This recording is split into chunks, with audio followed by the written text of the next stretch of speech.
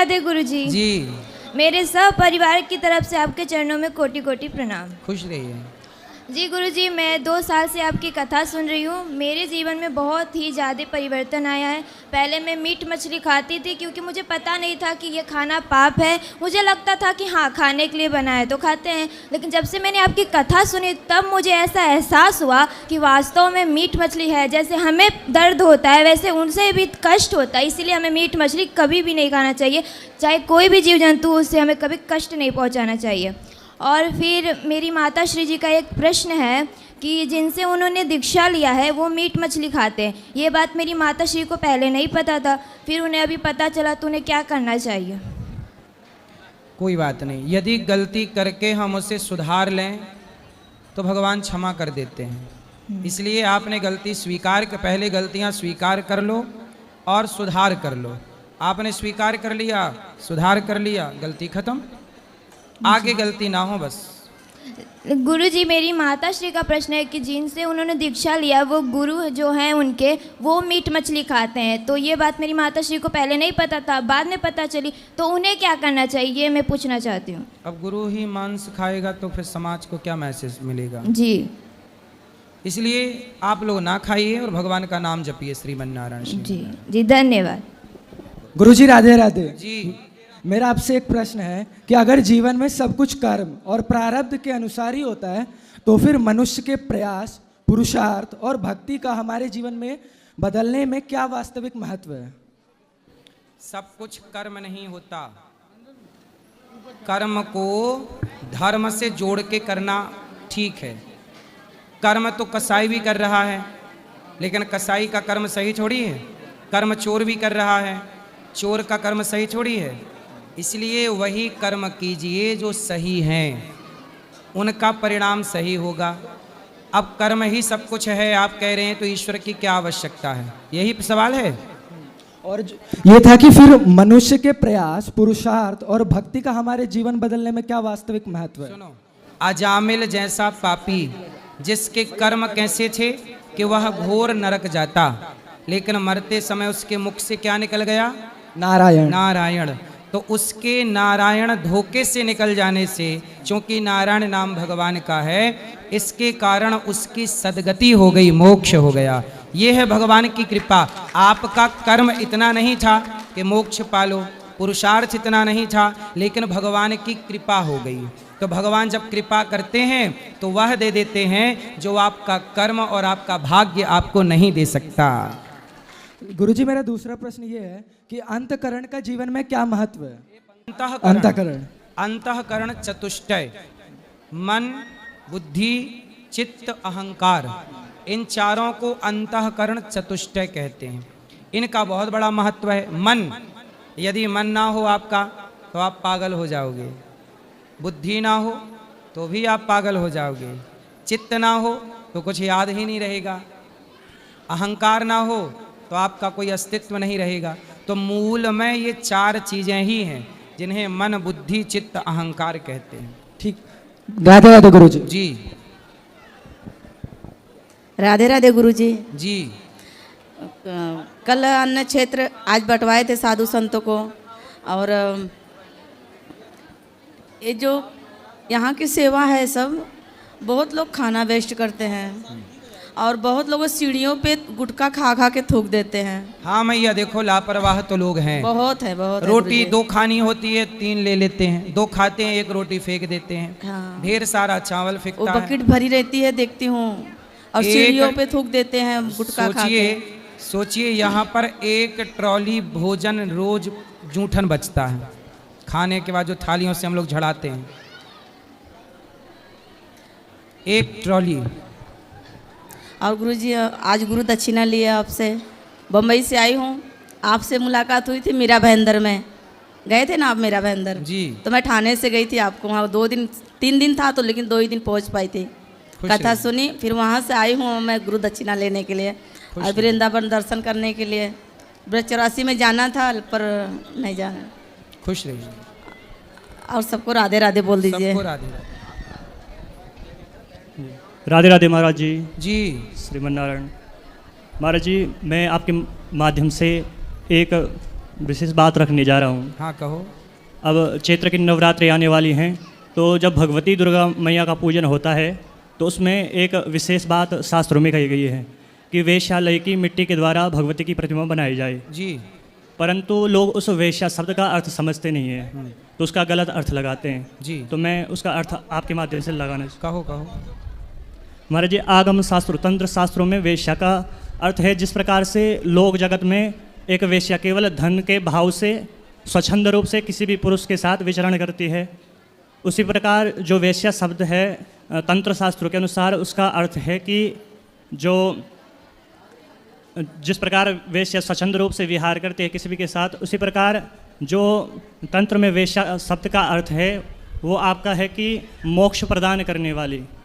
इसमें मुख्य रूप से जो हमारे 7 मोक्षपुरियाँ हैं, अयोध्या, मथुरा, माया, काशी, कांची, अवंतिका, पुरी, द्वारावती चेवा सप्तेदा मोक्षदायिका, तो तंत्र में इनको ही वेश्या कहा गया है तंत्र शास्त्र में महाराज जी। ऐसा है, आपकी व्याख्या आपकी जगह बिल्कुल सही हो सकती है, पर वैश्या के घर की मिट्टी क्यों प्रयोग में लाई जाती है पूजा पाठ में, इसका कारण आप कहो तो ये दास बताए।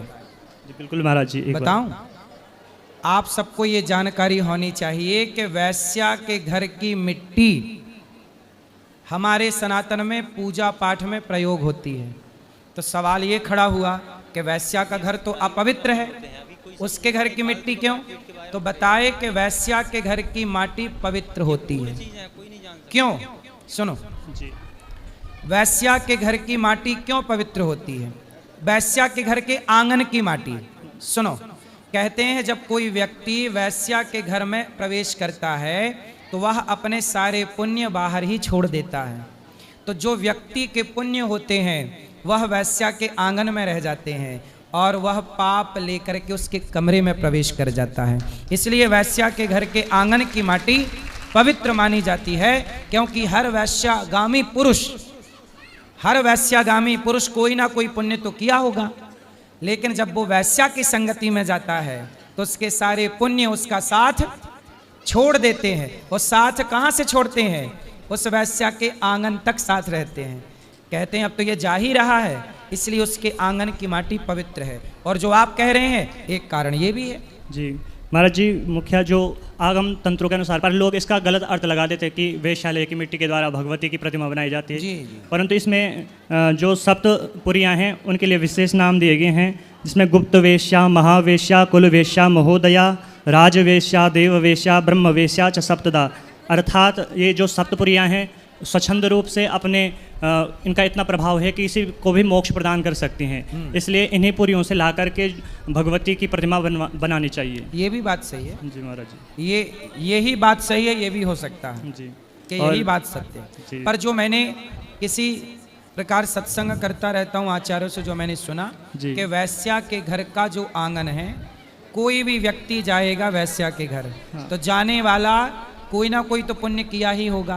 माना कि उसके 1000 पाप होंगे पर एक तो पुण्य होगा। बिल्कुल। पर जब पुरुष एक भी जब वैश्या का संग करने जाता है तो व्यक्ति का पुण्य उसका साथ छोड़ देता है और द्वार पर ही रह जाता है। इसलिए वैश्या के द्वार की मिट्टी पवित्र है। जी महाराज जी, जो मैंने आपको बताया महाराज जी, ये निरुत्तर तंत्र के चतुर्दश पटल में है। बिल्कुल, धन्यवाद जी महाराज जी। राधे राधे। राधे राधे।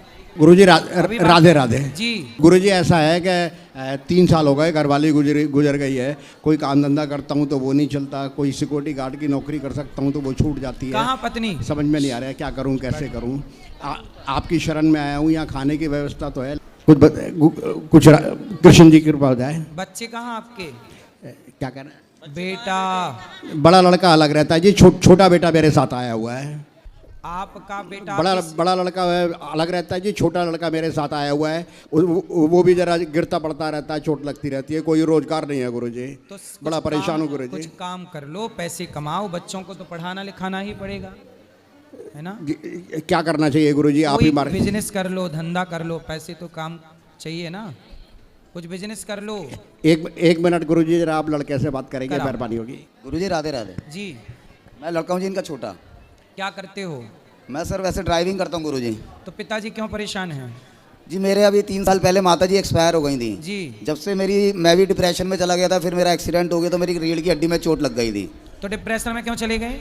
बस माता जी के चक्कर में जरा ऐसे ही डिप्रेशन में चला गया अरे था जी। माता जी को तो जाना ही है, पिताजी भी जाएंगे, हम भी जाएंगे, आप भी जाओगे। ये धरती में तो आए ही जाने के लिए है, क्यों हड्डी तोड़ रहे हो यादों में? नो वो गुरुजी, वो आप तो भी एक्सीडेंट टाइम हो से- गया था। हैं? तो वो एक्सीडेंट हो गया था गाड़ी से। मैं गाड़ी चलाता हूँ, टैक्सी संभल चलाता के था। चलाओ, जिससे जाना था वो गया। सबके माई बाप जाएंगे, जी ये मृत्यु लोक है। जो बीत गया, जो चला गया, उसे जाने दो। नहीं, जो गुरुजी, बचा ऐसा- है, पिता बचा है, पिता की सेवा करो, पिता को खुश रखो। माँ गई, जब तक जिंदा है व्यक्ति तब तक उसका ख्याल रखो। नहीं, मरने के बाद यादों में रोया मत करो। जो कर्तव्य है माँ के लिए वो पूरे करते रहो। गुरुजी कोई काम करते हैं तो नौकरी छूट जाती है महीने 1.5 महीने में ही। कोई बात नहीं, बिजनेस कर लो, धंधा करो। उसके लिए फाइनेंशियल प्रॉब्लम है जी, वो तो कर नहीं पाऊंगा कितना पैसा चाहिए बिजनेस के लिए? जी अब ये तो ऐसे कैसे बताऊंगा, लेकिन छोटा मोटा काम भी करेंगे तो 20-30 हज़ार रुपये तो, अगर चाय का काम भी करूंगा तो 20-25-30 हज़ार रुपये तो चाहिए। इतना भी जुगाड़ है नहीं मेरा। तो आज तक 30,000 रुपए ने कमा पाए? नहीं कमाया तो बहुत था जी पहले। अभी 10-12 साल पहले नुकसान हो गया था। हमारा सितारों का काम था दिल्ली चांदनी चौक में, आग लग गई थी दुकान में। सितारों का काम? हाँ जी। तो फिर से शुरू करो काम। आग लग गई, फिर उसे बेहतर करो। समय बिगड़ता बनता रहता है, भगवान करे आपका समय अच्छा हो, जी लेकिन हिम्मत ना हारो और मन लगा के शुरुआत फिर करो। 5,000 से शुरू करो काम। जी 5 से 10 होगा, 10 से 20 होगा। जी ठीक है। हिम्मत ना हारो, कोशिश करने वालों की कभी हार नहीं होती। अच्छा गुरुजी, जैसे यहाँ पे सेवा करना चाहें या यहीं रहना चाहें, उसका कोई? यहाँ कहाँ रहोगे, यहाँ वृद्ध माएँ रहती हैं। ठीक है गुरुजी, राधे राधे। खुश रहिए। राधे राधे गुरुजी। जी। मैं एमपी से आई हूँ, देवास कहाँ उज्जैन। से? देवास मायका उज्जैन है, महाकाल। और जोड़ा लेके आई हूँ, लड़के की शादी है आज यही। आप देवास से आई हो? हाँ। तो आपके देवास से यहाँ बेटी शादी करने आई हो? बेटा की, हाँ बेटा और बहू यहीं शादी पे आए। वाह, बहुत सुंदर। और मेरी बहुत लगन थी कि मैं यहीं से शादी करूंगी गुरुजी के चरणों में, और बिहारी जी के तो यहीं से तो हो गई मेरी मनोकामना पूरी। खुश रहिए, भगवान सुखी रखे। उनको आशीर्वाद देना आप गुरुजी। जय राधे राधे। राधे राधे।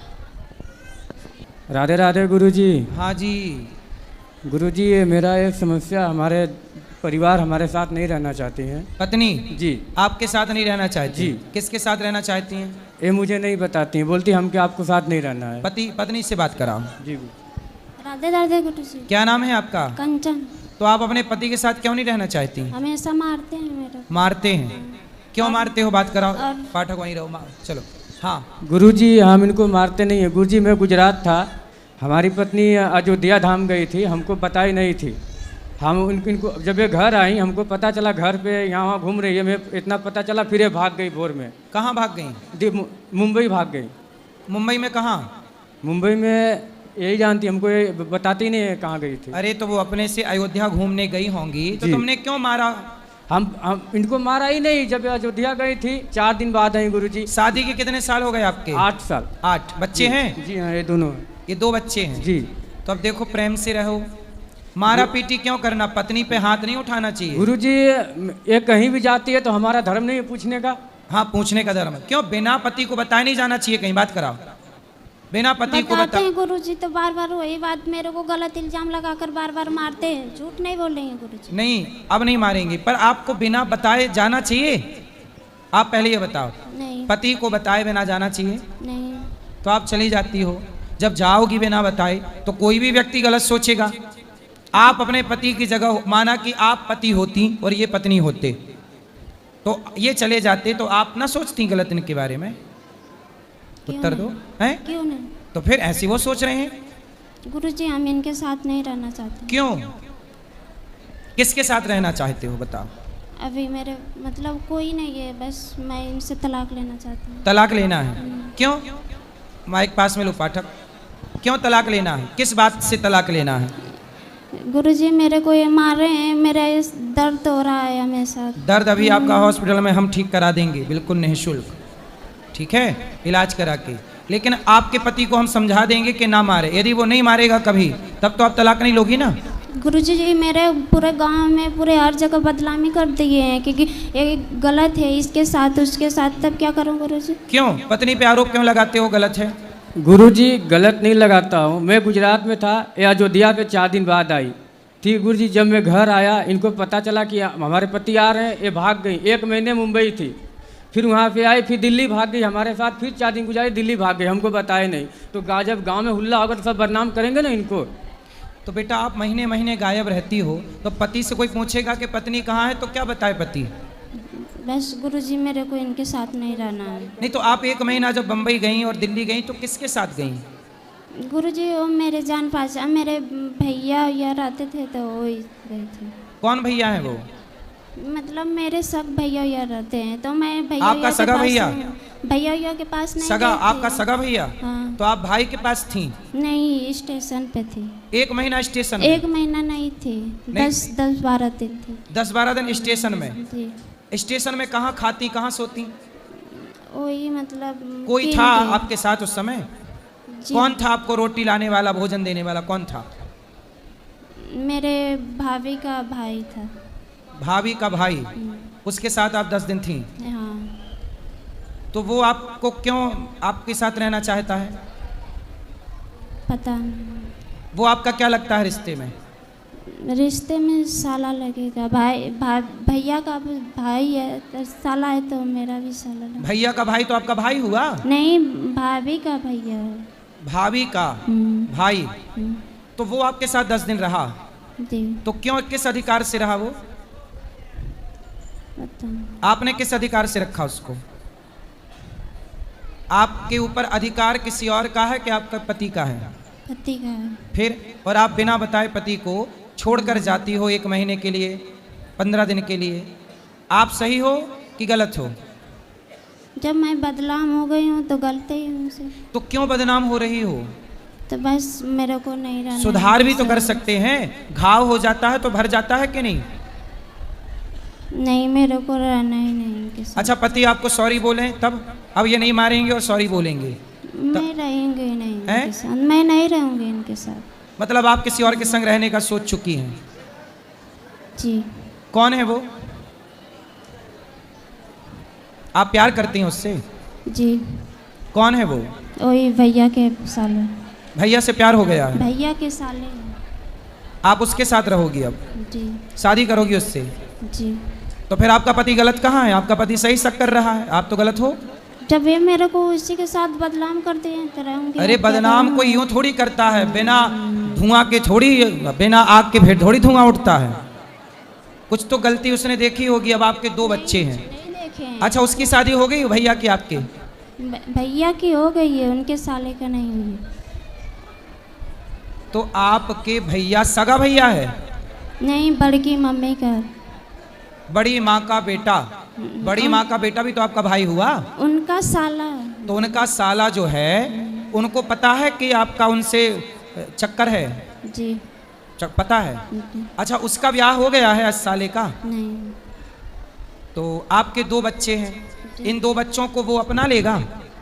नहीं, मैं छोटे वाला को ले लूँगा, बड़े वाले को ये ले लूँगा। तो छोटा कहाँ जाएगा, बड़ा कहाँ जाएगा?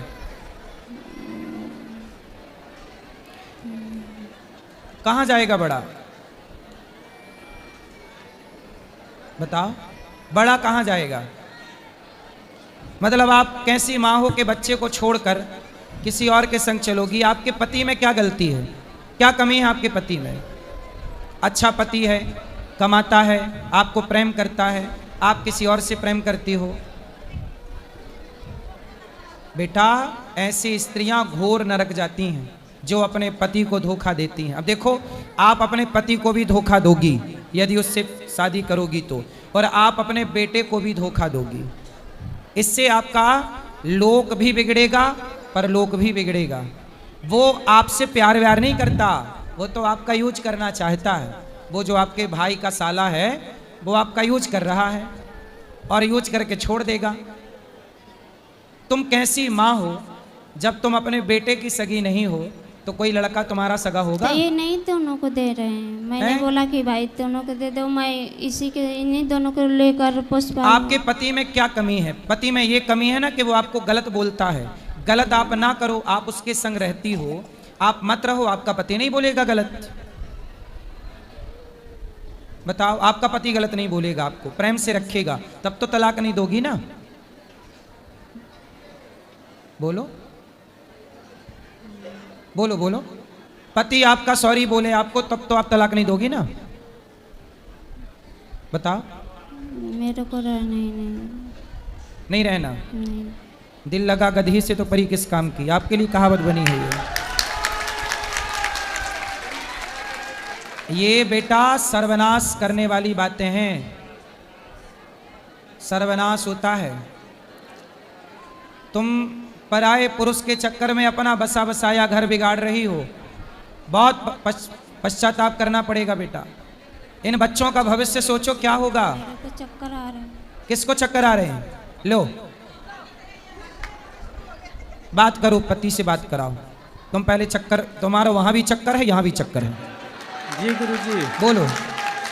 गुरुजी ये तो मैं तो देखा नहीं है, गलत करी किए कि सही है, फिर भी हमारे नज़र से अभी ठीक है। इनको हम स्वीकार कर रहे हैं, रहना नहीं चाहती है। इनको कुछ आप जैसा हो, इनको हमारे साथ रहे, हमारे बच्चे का भविष्य खराब हो रहा है जी। ये हमारे घर रहते हैं, हमारे माँ पिताजी एक्सपायर हो गए हैं, इनका भी पिताजी एक्सपायर हो गए हैं, इनकी माँ मेरी माँ है, इनको समझाए नहीं समझ रहे अपने। अच्छा, इनके माँ बाप भी समझाए?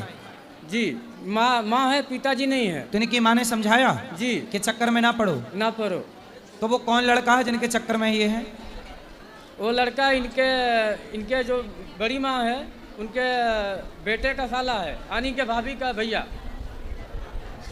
तो उसको समझाओ कि भाई तू हमारा घर क्यों बिगाड़ रहा है। वो तो हमारे समाज में आके बोल दिया हम इसको नहीं रखेंगे, हमको फंसाना चाहती है। अच्छा, वो स्वीकार नहीं कर रहा है? नहीं कर रहा है गुरुजी। और ये उसके पीछे भाग रही है? हाँ। अरे ये तो बड़ा गलत है भाई।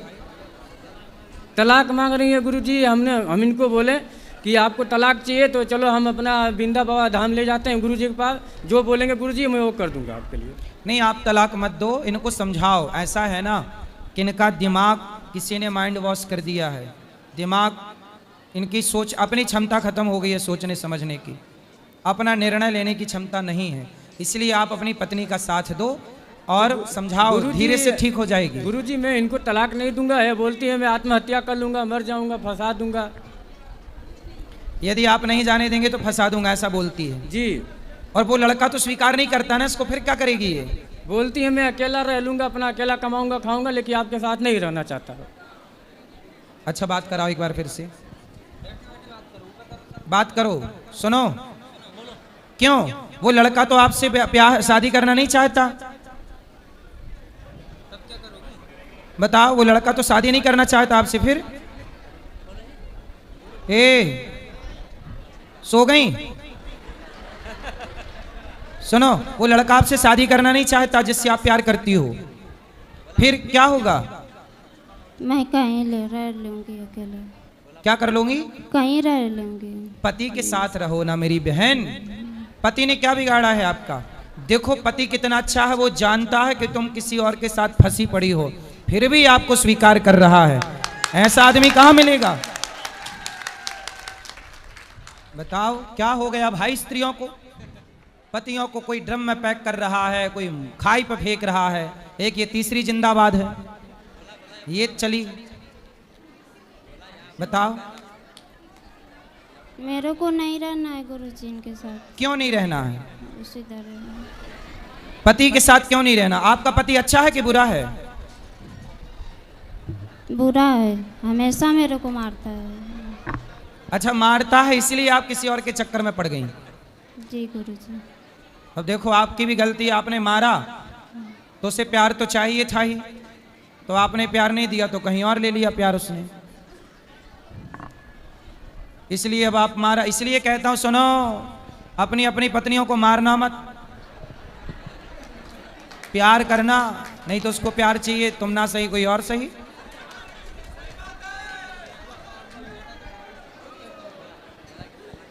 गुरुजी जी, जब मैं शादी करके आया था इनसे, तब तक तो मैं 5 साल तक इनको नहीं मारा, इतना प्यार दुलार दिया।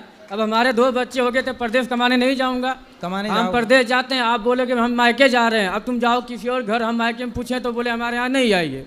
तो बताइए हम क्या इनको दांत फटकार नहीं सकते हैं गुरुजी? बिल्कुल बिल्कुल अधिकार है। ये हमारे साथ हमेशा झूठ बोलती हैं, फिर भी हम बोलते हैं हम पर्दे से तो देख नहीं रहे आप सही हो कि गलत हो, नज़र से भी नहीं देख रहे हैं। लेकिन गुरुजी इनका हमका यही कहना था, ये तलाक मांगने चाहती हैं। जब परदेश गए थे जी तो अपनी पत्नी को साथ ना ले जाते?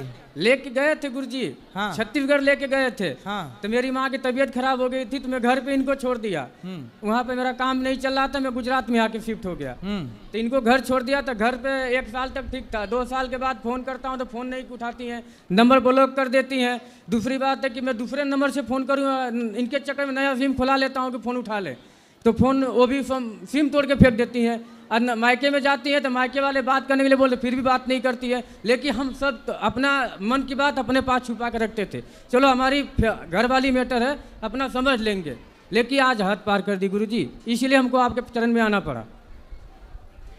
इसलिए कहते हैं अपनी पत्नी को छोड़ो मत। तनिक क्या छोड़ा राम जी ने, तो रावण उठा के ले गया। ऐसे ही आपने थोड़ा छोड़ा तो वो भैया का देवर वो ले गया साला, वही चक्कर है।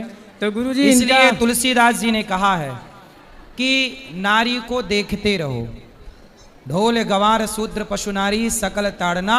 ताड़ना मतलब मारना नहीं, देखते रहो। यहाँ देखना अर्थ है, देखोगे नहीं तो कहीं और जा सकती है, संभावना तो है। गुरुजी इनको ये तलाक मांगना चाहते, हम नहीं देना चाहते हैं। अगर ये मर जाए फिर हमको तो दिक्कत नहीं होगा ना। तो भाई ऐसा है, आप पुलिस में कंप्लेंट करो। हमने कर दिया पहले का। पुलिस में बता दो अपनी कि भाई देखो ये तलाक मांग रही है, किसी और के चक्कर में पड़ के, मैं तलाक नहीं देना चाहता, ये मरने की धमकी दे रही है। लेकिन गुरुजी वो साहब लोग बोलते हैं कि जब वो तलाक मांगती है तो उसको तलाक दे के अपना फ्री हो जाओ। तो आपका मन क्या है? हमारा मन है हमारे घर रहे, 2 बच्चे कहाँ जाएंगे, कौन पालेगा पोसेगा? सही है। चलो जो गलत तो हुआ, गलती सबका हल होता है, हम भी गलती करते हैं। किसी के यहाँ काम करेंगे गुरुजी तो 4 बात तो बोलेगा कि हम नौकरी छोड़ दें, सही है। नहीं छोड़ सकते हैं ना, हमको पैसा कमाना है। इनको भी गलती की, अपने घर में रहते हैं, कोई 2 दिन 4 महीना 6 महीना बोलेगा, बाद में पटा जाएगा। लेकिन ये नहीं मान रही हैं। देखो आप अपने पति को कितना बेइज्जत कर रही हैं, बदनाम कर रही हैं, फिर भी वो पति आपका साथ नहीं छोड़ना चाहता।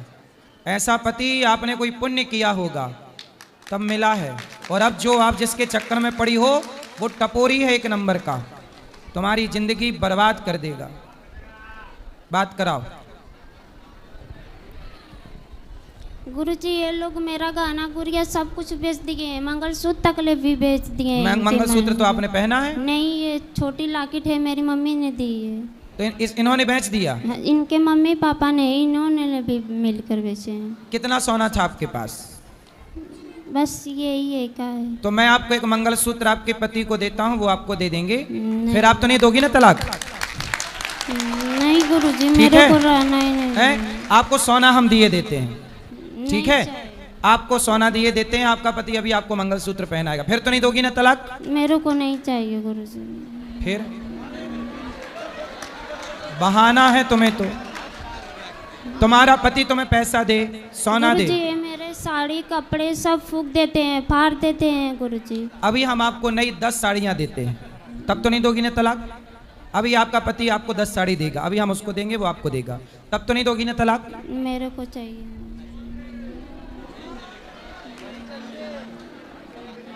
तलाक लेके क्या करोगी? बताओ क्या करोगी? क्या करोगी तलाक लेके? उत्तर दो। गुरुजी मैं कहीं कमा खा लूंगी। कमा? अरे आपका पति है तो सही, आपके बच्चों मेरे का को नहीं रहना है इनके साथ। क्यों नहीं रहना है? आप कहती हो वो मारते हैं, वो मारते कहाँ हैं? वो जब आप बिना बताए मायके कह के जाओगी और कहीं और चली जाओगी तो कोई भी पूछेगा ही कि तुम कहाँ थी। नहीं गुरुजी ये झूठ बोले हैं। फ़ोन किसी और के मेरे मोबाइल लेकर किसी और के मोबाइल पे फ़ोन करते हैं तो बोलते हैं कि तू बात करती है, तू ही की है बहू। चलो अब नहीं करेंगे, वो अपनी हर गलती स्वीकार कर रहे हैं। अब तो प्रेम से रहो, अब वो आपको ना डांटेंगे ना मारेंगे ना आपको कुछ कहेंगे, ठीक है? सॉरी बोलो आप अपनी पत्नी को, बच्चे को गोद में से नीचे उतारो और अपनी पत्नी को सॉरी बोलो। आपके पति सॉरी बोलो। भैया क्या नाम है आपका? गुरुजी मेरा दीपक चौहान नाम है, जिला गाजीपुर से आया हूँ। दीपक भैया इनको सॉरी बोलो। बोलो आज से हम तुम्हें कभी ना डांटेंगे ना मारेंगे ना कुछ कहेंगे। बोलो सॉरी बोलो। सॉरी आज से हम कभी मारेंगे ना डांटेंगे, आज से सॉरी। अब बिल्कुल अच्छा इंसान बन के रहेगा ये। अब तो नहीं दोगी ना तलाक? बोलो, अब तो नहीं दोगी ना तलाक? नहीं रहना है मेरे को गुरुजी। विनाश काले विपरीत बुद्धि इसी को कहते हैं। जब नाश मनुष्य का छाता है, पहले विवेक मर जाता है। अच्छा, जनता से पूछते हैं, बताओ ये स्त्री गलत है कि पुरुष गलत है? नहीं नहीं, मैया स्त्रियां बोलेंगी, स्त्रियां बोलेंगी। बताओ यहाँ पे पुरुष गलत है कि स्त्री गलत है? कौन गलत है? स्त्री गलत है। क्या कौन गलत है? स्त्री। सारी महिलाएं कह रही हैं कि तुम गलत हो, कोई भी नहीं कह रहा कि तुम्हारा पति गलत है। जनता का न्याय ईश्वर का न्याय होता है। सब तुम्हें गलत कह रहे हैं। तुम्हारा पति हर बात मानने को तैयार है, तुम्हारे लिए सब कुछ सहने को, फिर भी तुम अपने पति का साथ नहीं दे रही हो। बेटा ये गलती ना करो, मैं हाथ जोड़ के कहता हूं, तुम्हारा भविष्य बहुत खतरे में चला जाएगा। अभी बहुत सुखी हो। कोई व्यक्ति तुमसे प्यार, हमें, मैं ये बात कह चुका हूं, कोई आपसे प्यार क्यों करेगा? कोई कहे कि मैं आपसे प्यार करता हूं, कोई आपसे प्यार क्यों? आपकी चमड़ी का लोग यूज करना चाहते हैं। कभी चिंगम खाई हो? चिंगम जी गुरुजी। है जी। चिंगम खाने के बाद क्या करते हैं? उसको थूक देते हैं। ऐसे ही दुनिया आपको यूज करके, आपके शरीर का शोषण करके आपको थूक के चले जाएंगे। फिर क्या करोगी? अभी तो पति है, मांग में सिंदूर है पति के नाम का, सुहागन हो। सनातन धर्म में सुहागन स्त्री भी साक्षात देवी मानी जाती है, वह पूज्य होती है। पतिव्रता नारी बनो। ये जो बातें कर रही हो ना, ये कुलटा नारियों के लक्षण है। पतिव्रता नारी ऐसी बात नहीं कर सकती कभी। आपको पतिव्रता नारी बनना चाहिए। आपके बच्चे छोटे छोटे हैं, कोई दूसरा पुरुष आपके बच्चों को स्वीकार क्यों करेगा? क्यों कमा के खवाएगा आपके बच्चों? कोई दूसरा मर्द, सौतेला बाप आपके बच्चों को प्यार क्यों करेगा? आपकी बेटी है कि बेटा है? बेटा है दोनों बेटा है। सौतेला बाप, कोई सौतेला आदमी आपके बेटों को प्यार क्यों करेगा? सोचो जरा ठंडे दिमाग से, कोई सौतेला बाप प्यार करेगा आपके बेटों को? आपका पति आपके बेटों को प्यार करता, क्योंकि पति को पता है ये बच्चे मेरे हैं। कोई दूसरा क्यों प्यार करेगा इनको? कोई क्यों इनको रोटी देगा? क्यों लाड़ करेगा? क्यों एक बच्चे से बाप छीनती हो? क्यों बसे बसाए घर में आग लगाती हो? बेटा अज्ञान अच्छी बात है, पर इतना भी नहीं कि अपने मूर्खता, अपनी अज्ञान के कारण अपना ही घर बिगाड़ लो। इसी को कहते हैं अपने ही दीपक से, अपने ही चिराग से अपना घर जला लिया। यही कहावत है। बेटा स्वीकार कर लो अपनी गलती। और पति माफी मांग रहा, जबकि गलत आप हो। माफी आपको भी मांगनी चाहिए, लेकिन पति माफी मांग रहा है इसलिए कि वो घर टूटने नहीं देना चाहता। आपको जिस आदमी से प्यार है वो तो आपका यूज करना चाहता है, यूज करके चला जाएगा। उसकी तो दूसरी शादी हो जाएगी, तुम्हारे तो 2 बच्चे हैं और वो तुमसे शादी करेगा नहीं। पहले कह चुका है समाज में कि मैं शादी नहीं करूंगा। अकेले कहाँ भटकोगे बच्चों को लेकर? सारी दुनिया तुम्हें गलत नजर से देखेगी। सब कहेंगे कि हम तुम्हें काम देंगे, पैसा देंगे, पहले तुम हमारी हवस पूरी करो। ये दुनिया फ्री में काम भी नहीं देती। ये दुनिया पहले तुम्हारा उपभोग करना चाहेगी, शारीरिक शोषण करना चाहेगी। कितने यहाँ पर लोग बैठे हैं दुनिया में जिनको भेड़िए कहते हैं। भेड़िया जो आपके शरीर को नोच नोच के खाना चाहते हैं। आप नोचवाना चाहते हो अपने आप को भेड़ियों के हाथ? नहीं। ये दुनिया के लोग भेड़ियों की तरह, लड़कियां मिल जाएं तो भेड़ियों की तरह नोच डालते हैं। और आप अकेली रहोगी और कोई पैसा दे के आपको फंसाए और आपको कहीं 1 2 3 4 ना जाने कितने लोग आपको परेशान करेंगे। फिर अभी सुरक्षित हो अपने पति के पास, इसलिए ये जिद छोड़ दो कि मैं तलाक दूंगी। रावण का सर्वनाश हो गया कि नहीं पराई स्त्री के चक्कर में? बोलो हाँ। हाँ। पराये पुरुष के चक्कर में सूप न खा की नाक कटी कि नहीं? हाँ। फिर आप भी अपनी नाक कटवाना चाहती हो? बोलो। नहीं। तो तलाक मत दो, प्रेम से रहो, है ना? दुनिया तुम्हारा यूज कर लेगी, और थूक के चली जाएगी, चिंगम की तरह थूक देगी। कितने जवानी जब तक है तब तक का स्वाद है जीवन में, जवानी उतरते ही कोई तुम्हारी तरफ देखेगा नहीं, कौन स्वीकार करेगा? ये पति की तरह दूसरा मर्द दुनिया में कौन मिलेगा तुम्हें? ऐसी औरतों को, ऐसी विचारधारा जैसी आपकी है ना, ऐसी विचारधारा की औरतों को कोई पुरुष छूता भी नहीं है। समझ में आ रही है बात? लोग कहेंगे कि जो अपने पति की सगी नहीं हो सकी, जो अपने बच्चों की सगी नहीं हो सकी, वो स्त्री भला समाज में किस पुरुष की सगी होगी? कहां जाओगी? किस मुंह से जाओगी? क्या कहोगी कि हम अपने पति को धोखा देकर आए हैं, हम अपने बच्चे को छोड़कर आए हैं, चमड़ी के लिए, तुम्हारे देह के लिए, तुम्हारे बदन के लिए, तुम्हारी वासना के लिए, शारीरिक सुख के लिए। शारीरिक सुख, चमड़ी का सुख इतना बड़ा हो गया कि पति और बेटा छोड़ दिया। ये इससे बड़ी मूर्खता है? शारीरिक सुख, इतना भी भोग विलास में आसक्त ना हो जाओ बेटा कि अपना दिमाग खराब कर लो। नश्वर भोग है, नश्वर शरीर है, शाश्वत परमात्मा है। ठीक है, बात कुछ समझ में आ रही है कि नहीं? आ रही है। पति को तलाक दोगी अब? बोलो। नहीं है? नहीं दोगी? ये दुनिया तुम्हें नौच कर खाने बैठी है। तुम जाओ तो जरा इशारे कर दो बाहर जाके, 10 भेड़िए आ जाएंगे और तुम्हें नौच खाएंगे। अच्छा बताओ, छोटी छोटी 2-2 साल की बच्चियों के साथ बलात्कार होता है कि नहीं इस देश में? होता है। कौन लोग करते हैं? भेड़िए, वो लोग जो देह के भूखे बैठे हैं।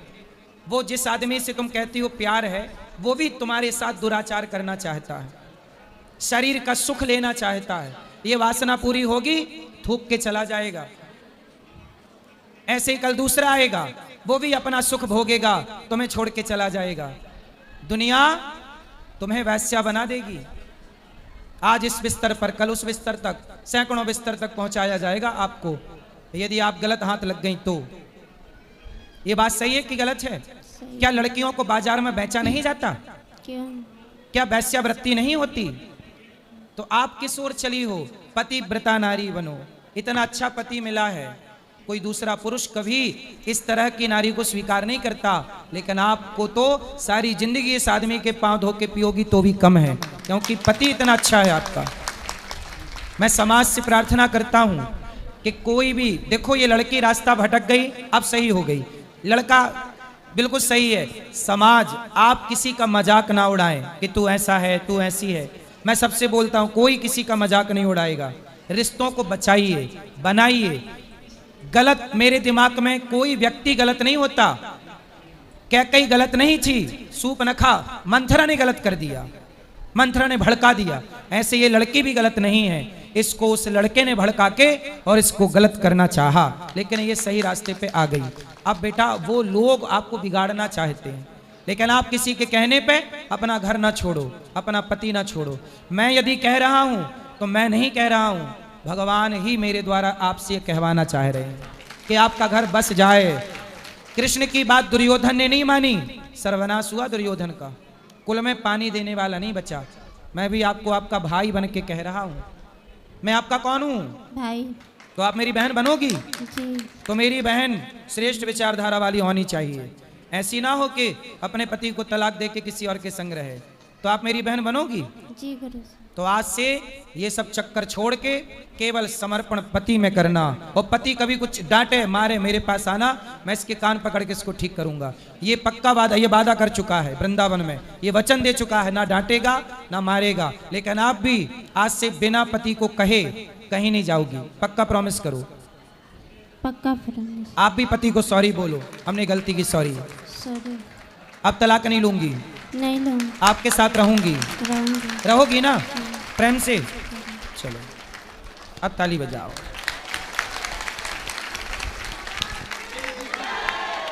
किसी का, ए छोरा तुम्हारा भी तलाक हो रहा है क्या? बैठ जा फिर। किसी का घर बसाओ।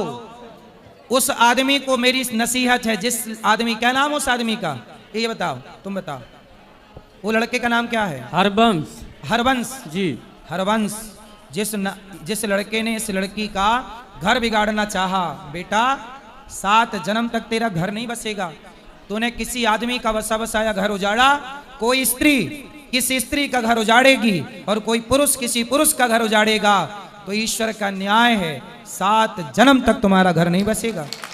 इसलिए किसी पति पत्नी के बीच में किसी को नहीं आना चाहिए, किसी पति पत्नी के बीच में किसी को नहीं आना चाहिए। पति पत्नी खुश रहो, तीसरे को टांग अड़ाने की क्या जरूरत। नाश होगा, सर्वनाश। रावण आया था राम और सीता के बीच में, 1 लाख बेटा और 1.25 लाख नाती, सर्वनाश हो गए।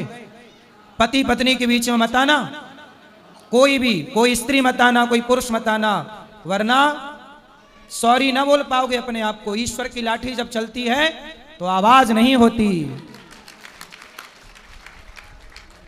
सबके लिए मेरी प्रार्थना है, किसी का घर ना बिगाड़ना, खुशियां दो, प्रसन्नता दो, होंठों पे मुस्कान भरो, आंसू ना दो किसी को।